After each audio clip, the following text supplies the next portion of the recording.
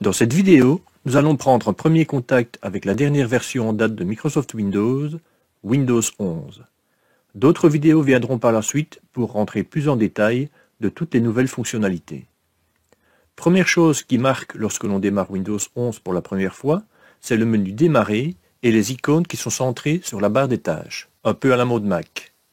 On peut les recadrer à gauche si nécessaire, sans trop de problèmes, nous verrons cela dans une autre vidéo.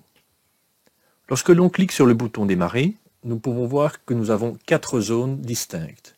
Première zone, la zone de recherche qui permet de rechercher une application ou un document. La liste des applications épinglées, c'est une liste qui a été faite par Microsoft avec ce qu'ils pensent être les applications que nous allons utiliser le plus souvent.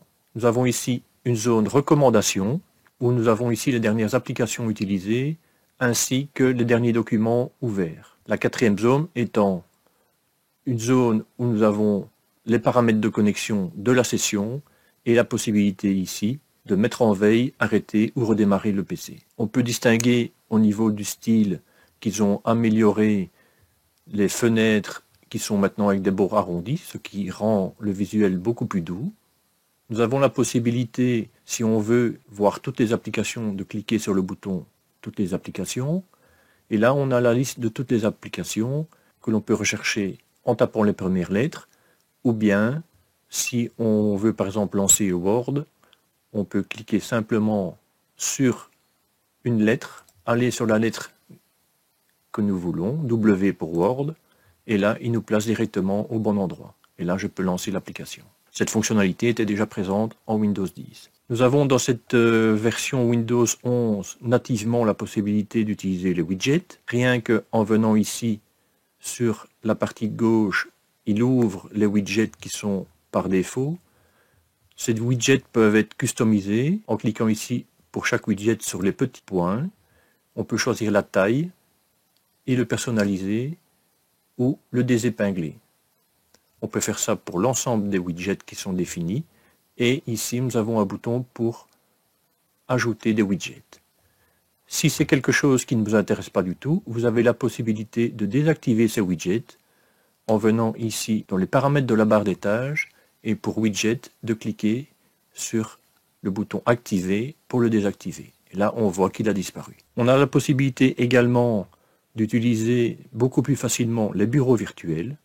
Nous avons ici l'icône qui représente 2 carrés qui sont légèrement l'un sur l'autre. Ça montre ici que nous avons par défaut un bureau que l'on peut renommer en cliquant sur le titre. Imaginons que je dise ici que je veux être sur Travail. J'ouvre sur le bureau Travail l'explorateur de fichiers. Puis je veux utiliser d'autres types d'applications, par exemple un jeu. Et je veux pour cela, au niveau des bureaux, créer un nouveau bureau. Je clique ici sur le petit plus. Je vais renommer et je vais dire ici jeu. Je passe dessus. Et là, je vais ouvrir, par exemple, le jeu de cartes.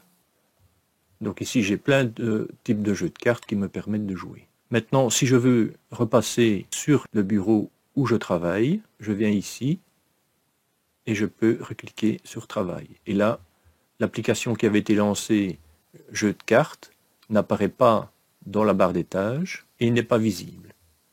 On peut passer facilement d'un bureau à l'autre avec la combinaison de touches Windows plus CTRL et les flèches gauche ou droite. Comme ceci, ça me permet de passer d'un à l'autre. Je ferai une vidéo plus en détail sur l'utilisation des bureaux virtuels en Windows 11. Nous avons aussi une belle amélioration qui est pour l'utilisation de plusieurs applications qui doivent être visibles en même temps à l'écran. Avant, on avait la possibilité de faire ceci et de placer les applications comme on voulait. Maintenant, ça a été simplifié et nous avons la possibilité ici, lorsqu'on vient sur l'icône d'agrandissement d'une fenêtre, de choisir comment on va customiser l'affichage des différentes applications. Si on veut en mettre 2 côte à côte avec une plus grande, 3 côte à côte, 4, une avec les 2 autres comme ceci, c'est ce que nous allons faire. Je clique ici. il met ici l'explorateur en grand et il me demande dans les deux autres applications qui sont ouvertes laquelle va être en haut. Je choisis Microsoft Edge et l'autre, je vais prendre le Notepad. Et là, directement, on n'a pas dû chipoter, il les a placés vraiment comme on voulait dès le départ, au millimètre près. On a également nativement une application de conversation. C'est en fait une version Teams. Lorsqu'on la lance, on a la possibilité de passer un appel, de synchroniser les contacts que l'on aurait dans Microsoft Outlook. Si je veux commencer ici une conversation, je peux en fait ici rentrer l'adresse d'un utilisateur Microsoft qui utilise également cette version de Teams pour pouvoir l'appeler en vidéoconférence ou chatter avec lui. Des vidéos seront faites également pour montrer en détail l'utilisation de cette fonctionnalité. Voilà, nous avons vu, je dirais dans les grandes lignes, ce qui change un peu. Il y a quelques améliorations, surtout visuelles, un peu de simplification, et nous verrons ça beaucoup plus en détail dans d'autres vidéos par la suite.